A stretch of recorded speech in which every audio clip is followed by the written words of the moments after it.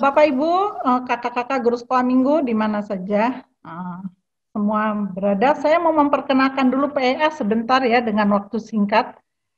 PEA ini adalah sebuah lembaga pelayanan anak ya, dibacanya PEA ya, Persekutuan Evangelisasi Anak-anak. Ini adalah lembaga pelayanan anak pertama kemungkinan di Indonesia ya, karena berdiri di tahun 1963. Ya, PowerPoint-nya next berikutnya.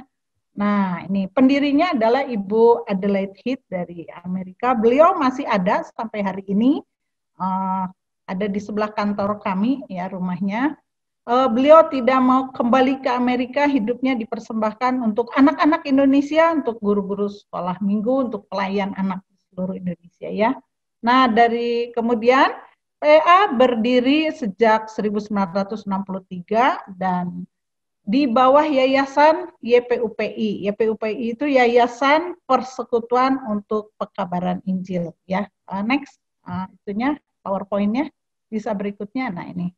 Jadi PA ini dinaungi oleh sebuah yayasan, dan yayasan ini juga menaungi beberapa lembaga lain. PA ini anak sulung, anak pertama, kemudian berdiri 1963, kemudian Sekolah Tinggi Alkitab Tiranus, jadi kemudian Lembaga Rekaman Injil Indonesia, kemudian Lembaga Pengembangan Pelayanan Sunda ya, Budaya Sunda. Sebenarnya ada lagi satu navigator, tetapi NEF itu sudah memisahkan diri, sudah punya yayasan sendiri karena pelayanannya berkembang sangat pesat ya. Nah, kemudian tujuan PEA untuk lembaga ini tujuannya untuk memberitakan Injil pada anak-anak sedini mungkin. Jadi sedini mungkin ya. Nah, sehingga fokus PEA itu fokusnya kepada anak-anak ya, sesuai dengan 2 Timotius 3 ayat 15. Next ya, PowerPoint-nya next. 2 Timotius 3 ayat 15 itu mengatakan, ingatlah juga bahwa dari kecil engkau sudah mengenal kitab suci yang dapat memberi hikmat kepadamu dan menuntun engkau kepada keselamatan oleh iman kepada Kristus Yesus. Jadi fokus PA betul-betul pada anak-anak. Lalu mengapa PA melayani anak? Yang pertama karena perintah Tuhan. Yang kedua, anak itu tidak tahu berita Injil, anak tidak tahu dikasihi Tuhan, anak tidak tahu dia orang berdosa. Jadi tetapi anak-anak itu sejak kecil itu terbuka untuk mendengar berita Injil ya. Dan anak-anak menurut Matius 18 itu anak-anak punya kesanggupan yang sangat besar untuk percaya kepada Tuhan Yesus. Ya, yang ketiga, mengapa PA terus fokus sampai di hari ini melayani anak-anak, sampai sekarang anak-anak sedang diserang oleh lingkungan ya. Keempat itu, kalau kita menyelamatkan seorang anak itu artinya menyelamatkan seluruh masa hidupnya ya.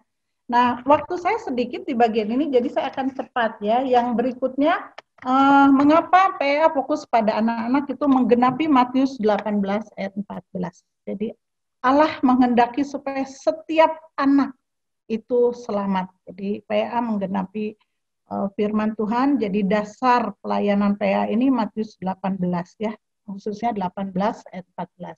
Nah, untuk melakukan misi PA ini di dalam pelayanan anak, ada program yang pertama. Program yang pertama PA langsung berhubungan dengan anak, pelayanan langsung kepada anak. Jadi ada namanya Pondok Gembira, itu seperti komsel anak ya. Itu seminggu sekali di luar hari Minggu, bukan sekolah minggu ya. Pondok Gembira ini adalah sebuah program atau pelayanan untuk melengkapi pelayanan gereja ya, bukan untuk menyaingi gereja. Jadi diadakan di rumah-rumah orang Kristen ya. Next, berikutnya program yang keduanya ya, ini pelayanan PEA menginjili anak secara pribadi. Kemudian program yang kedua itu PA langsung berhadapan dengan guru ya, melakukan melatih ya, kursus latihan pengajar. Ini pembinaan guru kalau di Bandung itu diadakan 2 kali dalam setahun. 1 kali pertemuannya 15 kali ya, sekarang jadi 16 ya. Jadi ini pembinaan melengkapi guru dasar-dasar pelayanan anak. Itu panggilan PA, meletakkan dasar pelayanan anak yang benar pada guru-guru sekolah minggu ya. Yang ketiga, 1 tahun 1 kali PA melakukan program bersama. Ini kita sudah tahun ini seminar ke-25 kali kita mengadakan seminar Paskah bersama guru sekolah minggu se-Bandung. Kadang-kadang ada dari luar kota datang, dari luar pulau datang, seminar 1 hari dari pagi sampai sore, mempersiapkan guru untuk melayani anak-anak di hari Paskah. Jadi dilengkapi dengan dasar teologi, dilengkapi dengan cerita baru, alat peraga baru, dan lain-lain ya. Yang program keempat, nah ini program keempat, ini program teacher training melengkapi guru sekolah minggu yang terpanggil untuk menjadi trainer guru. Nah, di peserta partisipan hari ini saya lihat ada 1 orang, Ibu Masiria Nasara dari Nias. Halo Ibu, Ibu salah satu peserta teacher training ini ya, salah satu. Nah di fotonya ada 2015, kebetulan fotonya muncul. Ini mempersiapkan guru-guru sekolah minggu untuk menjadi trainer atau pembina guru sekolah minggu di daerahnya masing-masing ya.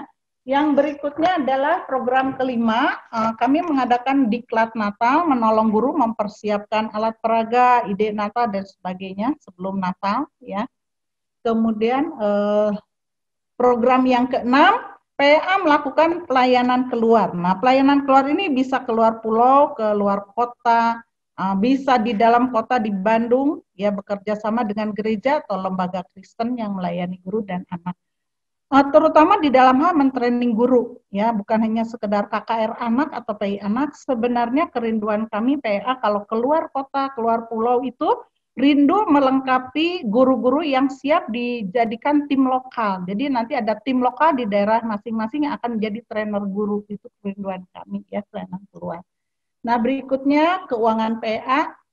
Keuangan PA itu didukung bukan dari dana luar negeri ya, tapi dari orang percaya yang ada di Indonesia ya. Nah berikutnya saya perkenalkan staf PA saat ini, staf PA Bandung ya, staf PA Pusat Bandung 2020 sampai 2024. Kebetulan tahun ini saya menjadi ketua ketiga ya di PA ini. Nah, saya sendiri, ada Ibu Subini, ada Pak Pengkiroti, dan Ibu Loisa di Manado, mereka kantor Manado, ada Ibu Esther Warsini, ada Kak Pipit, ada Kak Erni, ada Bapak Christian Panjaitan, ada Kak Eri, dan Ibu Yen. Ya, kami punya staf. Nah, berikutnya, ya PEA punya cabang, ini cabang Surabaya, ada cabang Jakarta, ada kantor PEA Medan. Sementara ini kami sedang memikirkan berikutnya, kemudian ada kantor PA Manado tadi Pak Pengki. Nah teman-teman kalau mau berhubungan dengan PA silakan kontak kami di nomor ini yang tertera di layar. Nah itu mungkin perkenalan singkat saya tentang PA supaya teman-teman kenal PA dan bisa menjalin kerjasama dengan PA untuk mengembangkan pelayanan anak.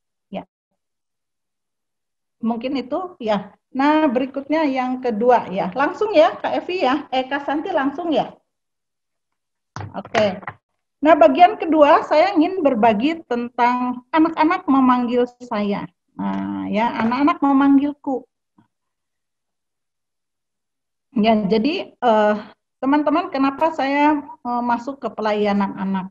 Ya, saya mau sharing di sini. Dulu saya nggak tertarik pelayanan anak. Meskipun hidup saya 2/3 dari hidup saya hidup dengan anak-anak ya. Dari muda saya terus hidup dengan anak-anak, tetapi saya dulu tidak terpanggil di dalam pelayanan anak.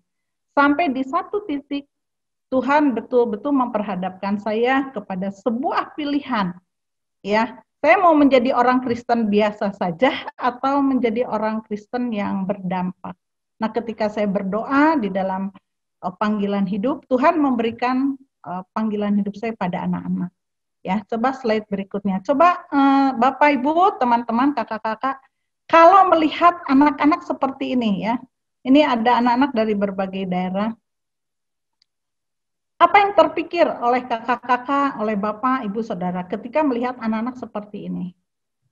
Nah ini yang memanggil saya. Jadi begitu banyak ribuan anak ya di Indonesia itu memanggil, bukan hanya yang di Bandung. Jadi kalau saya melihat anak-anak seperti ini, saya langsung ingat Tuhan betapa mereka menantikan kasih Tuhan, menantikan berita dari Tuhan. Ya, dan satu hari seorang hamba Tuhan berkata kepada saya, Rahel, saya dulu kepala sekolah TK. Rahel, kamu ngajar anak-anak berapa? Dulu TK saya kecil di sebuah rumah itu ada 140 anak, gurunya hanya 8. Tapi hamba Tuhan ini yang mendirikan sekolah tinggi Alkitab Tiranus, dia berkata begini kepada saya, Rahel, sudah terlalu lama Tuhan menunggu kamu. Ribuan anak, ribuan guru sudah menunggu kamu. Saat itu Bapak ini namanya Pak Stanley Heath tidak tahu bahwa saya sedang bergumul, sedang berdoa untuk panggilan khusus dalam hidup saya. Nah, ketika Pak Heath, saya panggilnya Opa Heath berkata begitu, saya akhirnya mengambil keputusan dengan kuat, dengan berani, saya meninggalkan pekerjaan saya sebagai kepala sekolah, kesempatan karir yang menjanjikan ya. Jadi sekolah-sekolah besar menawarkan saya untuk jadi kepala sekolah, saya tinggalkan, saya belajar pelayanan anak. Kenapa? Karena begitu banyak anak, ribuan anak di mana-mana ya, kemana saja saya pergi pasti ada anak-anak. Saya pergi ke Sumba, ke Papua, ke Kalimantan, ke Nias, ribuan anak menanti. Sekali saya datang, anak-anak langsung kumpulnya itu bukan 10-20. Ada satu foto yang tengah itu, gerejanya kecil itu 500 anak berdesakan, berkumpul menantikan kabar baik, dan itu membuat hati saya menangis. Tuhan, ini Tuhan, anak-anak yang memanggil. Nah, kakak-kakak, bapak ibu yang dikasihi Tuhan, begitu banyak anak-anak memanggil kita di sekeliling kita. Coba cari tahu ya di slide berikutnya. Coba lihat. Ada anak-anak yang seperti ini. Oh ya, ini slide ini dulu. Saya tidak akan menjelaskan apa itu misi, dari mana datangnya misi dan sebagainya. Tetapi apakah kakak-kakak, bapak ibu pernah terpikir atau pernah terbersit pertanyaan ini dalam hidup kakak-kakak? Sebagai orang percaya, sebenarnya saya yakin pertanyaan ini muncul dalam diri kita. Ya, apa itu misi? Dari mana datangnya misi? Bagaimana kita memulai misi? Nah, mungkin melalui uraian ini saya akan berbagi tentang pertanyaan-pertanyaan ini ya. Saya tidak akan jawab langsung, tetapi akan saya sharingkan. Next ya, PowerPoint berikutnya. Nah, kakak-kakak pernah ketemu anak-anak seperti ini? Lihat wajahnya. Ya. Jadi saya bertemu anak-anak seperti ini satu kali, ini ada fotonya ya 2013. Tapi saya dipanggil pelayanan anak secara full time itu tahun 98, jadi 22 tahun lalu. Ada banyak anak-anak di sekeliling kita menantikan kita, termasuk anak-anak seperti ini. Mereka berseru-seru, datang kemari, ayo datang. Kami mau mendengarkan kabar baik. Anak-anak begitu semangat, begitu antusias menantikan kita, ya. Dan ada anak-anak juga yang seperti ini ya. Ini anak-anak seperti ini. Berikutnya next, PowerPoint berikutnya Kak. Nah, bukan. Yang sebelumnya. Nah, ini ada anak-anak seperti ini juga, ya, di tempat-tempat yang sangat baik, di tempat-tempat yang sangat menjamin hidup mereka enak, tetapi tetap anak-anak itu menantikan kita. Jadi pelayanan anak itu ladangnya sangat luas. Kalau Matius 9 itu dikatakan, Matius 9 ayat 37 itu ladang sudah menguning, sangat luas tetapi pekerja sedikit. Tetapi di ayat 38-nya dikatakan begini, mintalah kepada empunya tuaian, yang empunya tuaian, maka dia akan mengirim pekerja-pekerja. Dan saya mempercayai hal ini. Ketika saya masuk ke dalam pelayanan anak, ketika melihat anak-anak begitu banyak yang perlu ditolong, perlu dilayani, saya percaya Tuhan akan mengirim pekerja. Nah, ini bagian dari panggilan PEA juga. PEA memperlengkapi guru untuk menjadi pekerja-pekerja yang melayani anak. Jadi kakak, bapak ibu yang merasa di tempatnya, di ladang pelayanannya kurang pekerja, kurang orang yang tertarik dan pelayanan anak, berdoa. Ayat ini mengatakan minta kepada yang empunya tuaian, dia akan memberikan pekerja. Ya, berikutnya next. Nah, ketika kita akan masuk ke misi anak-anak itu, yang pertama itu sebenarnya kita perlu mengenali panggilan kita. Pelayanan anak itu begitu luas di satu gereja saja itu pelayanan anak itu kompleks sekali, ya. Itu sama seperti kita melayani ibadah umum. Jadi perlu banyak karunia. Kalau di 1 Korintus 12 itu kalau kita perhatikan dari ayat 1 itu berbicara tentang karunia.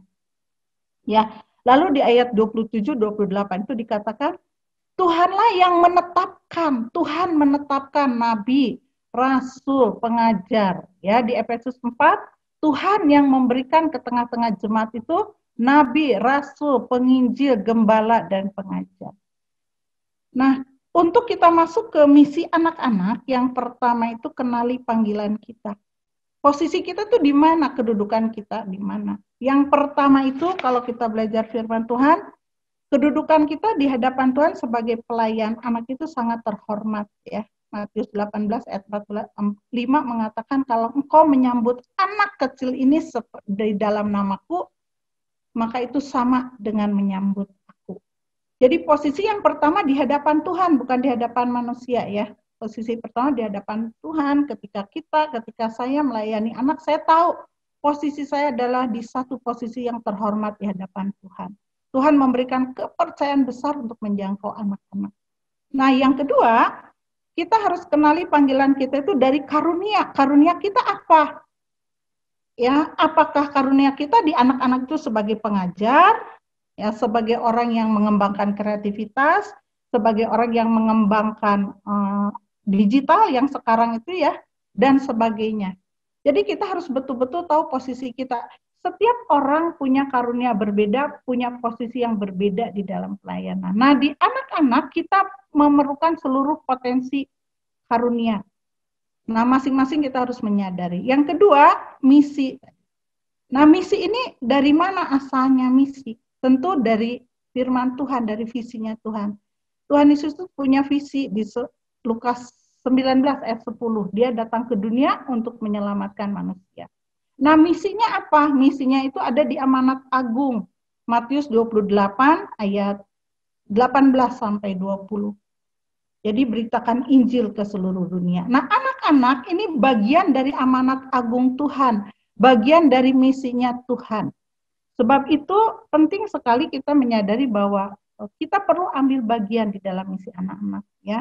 Nah, kalau kita sudah tahu posisi kita di mana, kita sudah mengenal misi panggilan hidup kita, yang ketiga itu kita tahu tindakan atau tugas yang akan kita lakukan apa. Apa yang akan kita kerjakan untuk menjangkau anak, ya. Yang keempat, perlu komitmen. Pelayanan anak tidak bisa dikerjakan dalam waktu singkat. Misalnya saya pergi ke Mentawai. Saya pergi ke Mentawai hanya waktu 5 hari atau 1 minggu. Sebenarnya kalau kita betul-betul mau menanamkan misi ke anak-anak, tidak cukup saya datang 1 kali. Ya, perlu komitmen untuk apa? Untuk meneruskan kedatangan saya ke Mentawai itu untuk apa? Komitmen untuk melahirkan murid-murid atau orang-orang yang mau melanjutkan penjangkauan anak di Mentawai. Nah, ini perlu komitmen. Jadi perlu kita itu mengerjakan pelayanan anak itu secara terus-menerus, secara konsisten. Nah, ini perlu banyak sekali di dalam komitmen ini kita memerlukan passion, ya, kapasitas kita sebagai apa, dan kita harus melakukan secara terus-menerus, ya. Nah, berikutnya, ya. Nah, teman-teman, bagaimana kita memulai misi kepada anak-anak atau melayani anak-anak? Kadang-kadang kita berpikir kalau berpikir misi itu harus sesuatu yang besar, harus pergi ke sana sini, gitu ya, menjadi orang terkenal. Tidak. Jadi mulailah misi pelayanan anak itu dengan menggunakan kesempatan yang ada. Nah, saya menggunakan kesempatan yang ada. Saya guru les privat, saya guru les kelompok di rumah, saya mengadakan les. Saya full time di pelayanan anak, tetapi pekerjaan saya guru les. Saya menggunakan kesempatan yang ada. Yang pertama itu saya memberikan les pelajaran baca, tulis, hitung, pelajaran SD. Kemudian di dalam eh, pekerjaan saya itu saya menggunakan untuk mengumpulkan anak-anak di hari Sabtu, mengadakan pelayanan khusus Pondok Gembira. Juga ketika belajar saya mengarahkan anak-anak untuk mendengarkan Injil. Ya, jadi gunakan kesempatan yang ada. Tidak harus menunggu jumlah yang banyak. Ya, saya pernah melayani hanya 2 anak. Bahkan saya pernah mentraining guru itu hanya 2 orang, ya, yang datang ke rumah 2 orang, bahkan ada yang datang ke rumah di training oleh saya itu hanya 1 orang saya layani. Jadi gunakan kesempatan yang ada untuk melakukan misi pelayanan pada anak-anak. Berikutnya, ya, kerjasama. Nah, ini kerjasama. Kerjasama itu dengan siapa saja. Saya melakukan pelayanan anak itu kerjasama dengan teman-teman, dengan gereja, ya, dengan lembaga-lembaga lain, dan ada banyak, ya, dengan sekolah juga. Ada 2 sekolah di Bandung yang setiap kali ada guru baru itu akan dilatih oleh saya untuk mengajarkan misi kepada anak-anak. Bahkan sekolah itu sekolah cukup besar di Bandung. Setiap tahun itu suka ada bulan misi, mengajarkan anak untuk mengenal misi.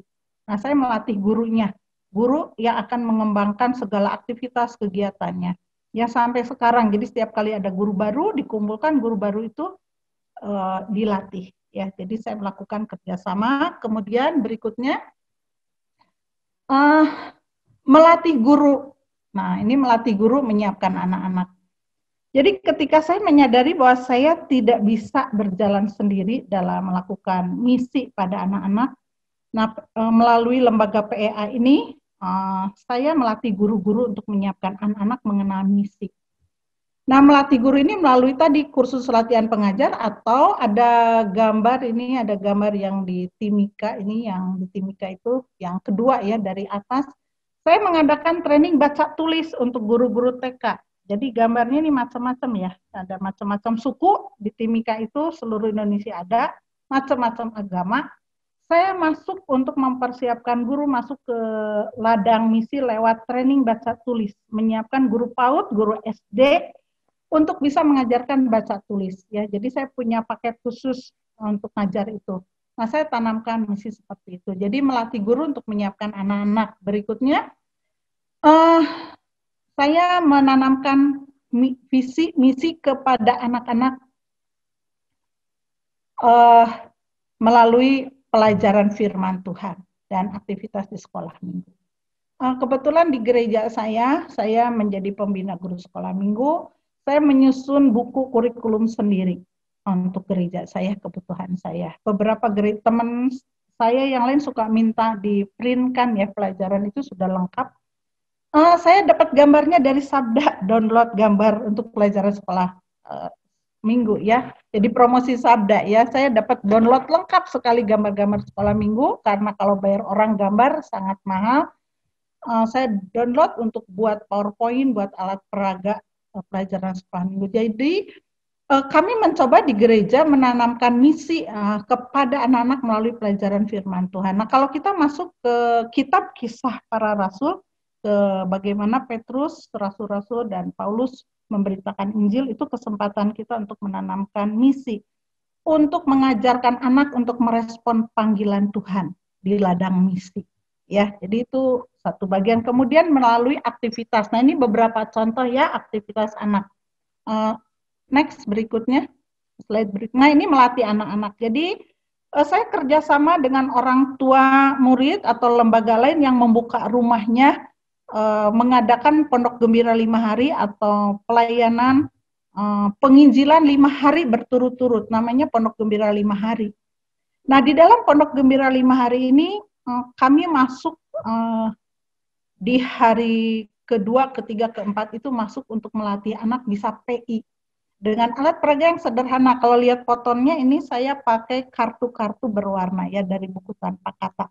Jadi melatih anak-anak sejak dini. Hari pertamanya anak diinjili, terima Tuhan Yesus, mereka diinjili secara pribadi. Hari kedua sampai kelima itu kami melatih anak-anak untuk menyampaikan Injil dalam bahasa mereka. Jadi menanamkan kepada anak-anak sejak dini bahwa di dunia ini ada begitu banyak orang yang terhilang, butuh Tuhan Yesus. Nah, ini harus dilatih. ya, melatih anak. Kemudian berikutnya, nah ini saya melatih anak-anak juga. Ini anak-anak berkebutuhan khusus. Saya punya kelas anak berkebutuhan khusus. Ibadah saja, tetapi melalui ibadah yang setiap hari Sabtu kami lakukan, saya menyisipkan melatih anak-anak. Meskipun ini anak berkebutuhan khusus, saya ajak anak-anak untuk berdoa bagi jiwa-jiwa. Ya, nah ini melatih anak-anak. Kalau kakak-kakak lihat di foto yang ke bawah, anak-anak berhasil menghafal ayat hafalan dengan menyusun alat peraga, ya. Lalu selesainya itu mereka itu memperhatikan, membaca ulang dan mengamati, ya. Nah, ada kakak-kakak yang dikasih karunia untuk melayani anak ABK, kita harus masuk ya ke anak-anak ABK, memberitakan Injil kepada mereka, bahkan mengajak mereka untuk punya hati memikirkan orang lain juga ya. Nah, kalau saya ke anak ABK mengajaknya melalui doa ya, aktivitas dan mengajak mereka berdoa buat suku-suku ya. Berikutnya. Ya, ini melalui aktivitas. Nah, ini satu bagian yang saya kerjakan baik di gereja ataupun di gereja lain yang minta saya untuk menjelaskan tentang bagaimana melatih anak-anak untuk masuk ke dalam misi sejak dini. Nah, ini melalui pelajaran kehidupan Petrus dan Paulus, jadi kami menantang anak untuk merespon panggilan Tuhan, jadi guru sekolah minggu, jadi penginjil, jadi hamba Tuhan, dan seterusnya. Lalu kami latih anak untuk menyampaikan Injil secara sederhana. Jadi ada 7 kartu Injil yang sangat jelas tetapi sederhana dalam bahasa anak disampaikan oleh anak di depan teman-temannya. Lalu kami dorong anak-anak untuk menyampaikan Injil itu kepada orang tuanya atau adik kakaknya di rumah. Ini butuh waktu, tidak cukup 1 hari minggu. Ini beberapa bulan. Ya, jadi makanya tadi saya katakan ketika kita masuk ke ladang misi anak-anak, ketika kita menyadari anak-anak memanggil kita, kita perlu komitmen, perlu konsistensi, perlu berjuang. Ya, kalau kata Paulus di Kolose itu dikatakan dengan segala daya upaya. Ya, dengan segala daya upaya kita menanamkan hatinya Tuhan pada anak-anak dengan berbagai cara. Ini hanya salah satu cara. Kami sengaja mencetak kartunya, kadang-kadang saya bagikan secara gratis ke gereja tertentu yang rindu sekali dilengkapi, saya bagikan secara gratis, lalu saya latih gurunya, guru-gurunya akan latih anak-anak. Ya, berikutnya. Nah, PA bekerja sama dengan Wextending Indonesia, ya. Kami suka dikirimin buletin keliling dunia, Tatik dan Totok keliling dunia itu berdoa buat suku-suku di dunia. Nah, PEA punya, kami mengembangkan sebuah alat bantu untuk anak-anak mengenal misi, untuk tahu hatinya Tuhan kepada jiwa-jiwa yang terhilang. Jadi ada satu buku doa, ini ukuran kecil bagi anak-anak jadi bisa dipegang. Nah, di dalamnya ini contohnya ya. Jadi anak-anak didorong untuk senang berdoa. Berdoa untuk apa saja? Berdoa untuk keluarganya, untuk negara, untuk gereja, untuk orang-orang yang sakit, untuk suku-suku yang ada di Indonesia, untuk suku-suku yang ada di dunia, ya. Nah, ini satu bahan aktivitas yang digunakan, yang bisa dipakai. Salah satu sekolah menggunakan buku ini di masa belajar online, ya. Menggunakan, jadi dikirim kepada anak-anak via pos. Lalu mereka melakukan kegiatan misi ini di rumah. Orang tuanya diajak. Jadi menanamkan misi kepada anak-anak melalui doa ya. Jadi kenalkan dan melatih anak. Nah, berikutnya, kalau teman-teman kakak-kakak punya fasilitas yang baik ataupun tidak, kita punya kesempatan untuk mengadakan SIL atau SAL ya, sekolah Alkitab liburan, sekolah Injil liburan, atau retreat anak-anak. Nah, gunakan kesempatan hari ketika kita begitu banyak memiliki waktu untuk apa? Mengenalkan misi. Nah, ini ada beberapa foto ya, sayang saya tidak semua ada dokumentasi. Kami di gereja mengenalkan suku Jawa Barat, suku Sunda. Lalu kami dekor satu ruangan kelas dengan atribut budaya Sunda. Jadi anak-anak masuk ke kelas itu, dikenalkan budaya Sunda, sesudah dikenalkan budaya Sunda dengan cara bahasa anak-anak tentu yang menarik, lalu anak-anak berdoa buat suku Sunda. Nah, jadi sebelumnya tentu saya mempersiapkan guru, melatih guru ya. Nah, ada gambar anak-anak berdoa buat keluarga, dibikin ruang keluarga. Jadi ada satu ruangan yang kami dekor jadi satu ruang keluarga. Ada ayah, ibu di situ, guru sekolah minggu yang berperan sebagai ayah ibu, lalu anak-anak yang datang itu sebagai anak-anaknya, lalu mereka berdoa ya. Lalu kehidupan sehari-hari. Nah, jadi ada banyak hal yang bisa kita kerjakan untuk menanamkan misi pada anak-anak, ya. Dan kita perlu sekali memang berusaha ya dengan sungguh-sungguh dengan segala cara untuk menyampaikan hati Tuhan pada anak-anak. Nah, Bapak Ibu, teman-teman sekalian, apa yang mau kita wariskan di dalam kita melayani anak? Apakah kita mau mewariskan gambar-gambar yang indah, ya? Mau mewariskan sekolah minggu yang fun, yang menyenangkan, ya, atau apa? Mari Bapak Ibu, kakak-kakak kita melalui pelayanan anak-anak itu kita wariskan pertama iman. Ya seperti tujuan kenapa Tuhan menetapkan guru, kenapa Tuhan menetapkan gembala di Efesus pasal 4 itu dikatakan untuk supaya terjadinya kesatuan iman, pembangunan tubuh Kristus.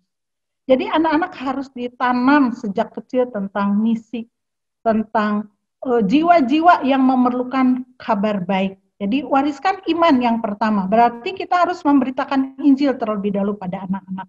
Dan guru-guru sekolah minggu menurut saya kualifikasi pertama yang harus dimiliki oleh guru itu bukan harus sarjana ya. Kalau guru TK harus S1 ya. Sekarang guru SD harus S1. Tetapi kualifikasi seorang pelayan anak yang pertama haruslah dia percaya kepada Tuhan Yesus dan memiliki keterampilan, memiliki kesanggupan untuk memberitakan Injil. Sehingga kita bisa membangun tubuh Kristus di ladang kita, anak-anak, untuk kita bisa mewariskan iman. Dan anak juga bisa mewariskan iman. Yang kedua, wariskan firman Tuhan, Alkitab. Begitu banyak serangan zaman sekarang ini pada anak-anak untuk tidak mencintai firman Tuhan, tidak membaca Alkitab. Banyak guru sekolah minggu kalau ikut kursus dengan saya ditanya, sudah membaca Alkitab? Banyak sekali dari guru dengan jujur berkata, saya belum. Melalui angket itu, saya bisa tahu guru-guru banyak sekali yang tidak membaca Alkitab.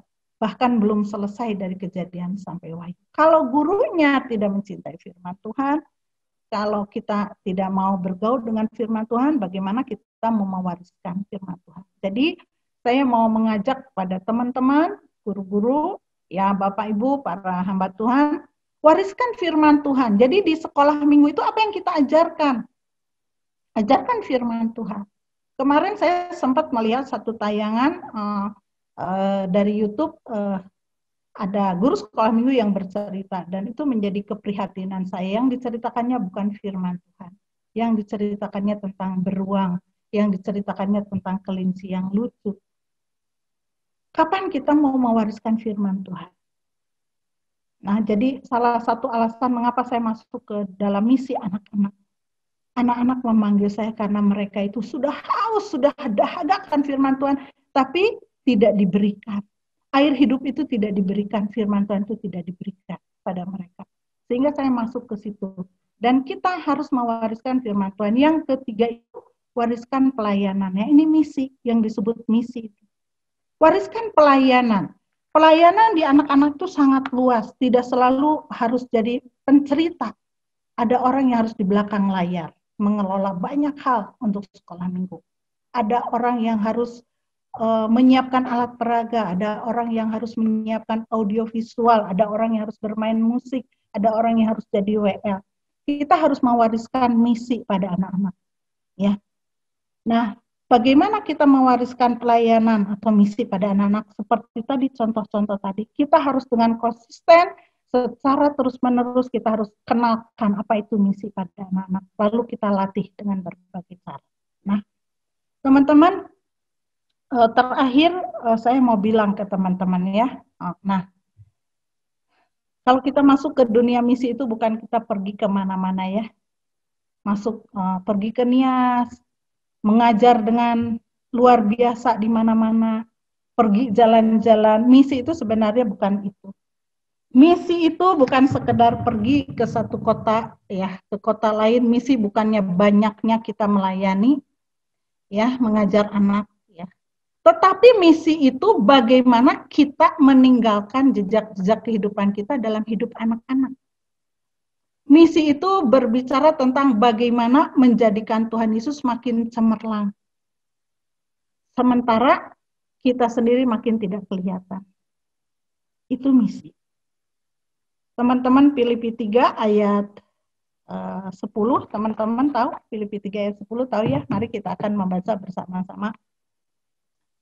Filipi 3 ayat 10 itu berkata seperti ini. Ini berbicara tentang misi ya. Menurut saya sih bukan hanya misi anak-anak. Filipi 3 ayat 10 itu berkata seperti ini. Yang ku kehendaki ialah mengenal Dia dan kuasa kebangkitannya dan persekutuan dalam penderitaannya, di mana aku menjadi serupa dengan Dia dalam kematiannya.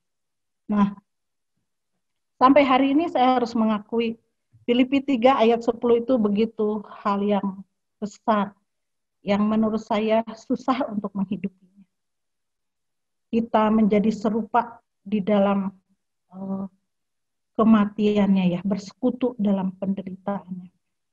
Jadi kalau kita masuk di dalam dunia misi, apalagi pelayanan anak, anak-anak memanggil begitu keras, tetapi seringkali pelayanan anak tidak dihargai. Ketika kita tidak dihargai, ketika kita tidak dianggap, ingat Filipi 3 ayat 10. Meskipun itu sulit untuk kita memaknai, menghidupinya. Tetapi itu panggilan kita di dalam bermisi.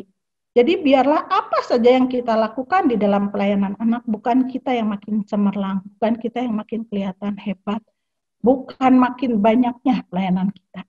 Tetapi kita melahirkan anak-anak, memuridkan anak-anak yang mau pergi memberitakan Injil. Itu panggilan kita. Nah, kita akan lihat ya. Jadi di dalam panggilan hidup saya, anak-anak memanggil saya itu, saya melihat sekarang kesempatannya adalah bagaimana kita harus mempersiapkan banyak sekali orang yang terjun di pelayanan. Tim-tim, ya. Jadi ada hal yang saya rindu sampai hari ini yang menurut saya belum tercapai. Ya meskipun ada beberapa yang pencapaian oleh PEA ada. Saya rindu sekali kalau saya pergi ke berbagai daerah, muncul tim-tim lokal yang bisa diandalkan untuk pelayanan anak. Saya sampai hari ini untuk Sumba belum ada tim lokal yang bergerak di sana. Di Nias sudah ada banyak, ya. Di Timika sudah ada, tetapi saya masih membutuhkan orang-orang lokal Papua, Papua asli untuk menjadi tim pelayanan anak, ya. Di Kalimantan, saya ke Kalimantan juga karena corona saya tidak bisa kembali tahun ini ke Kalimantan. Pada tahun ini targetnya adalah kami membentuk tim lokal Kalimantan yang bisa mentraining guru untuk jadi mentrainer guru ya, bukan hanya melayani anak. Jadi itu. Jadi teman-teman, bapak-bapak, ibu yang saya kasihi, mari kita berdoa dan mengambil bagian. Begitu banyak diperlukan pembawa kabar baik buat anak-anak ya, semua bidang karunia. Biarlah sesi ini yang begitu cepat dan sebentar saja bisa menggugah pikiran kita, hati kita untuk sadar begitu banyak anak-anak memanggil kita untuk datang di dalam kehidupan mereka. Ya.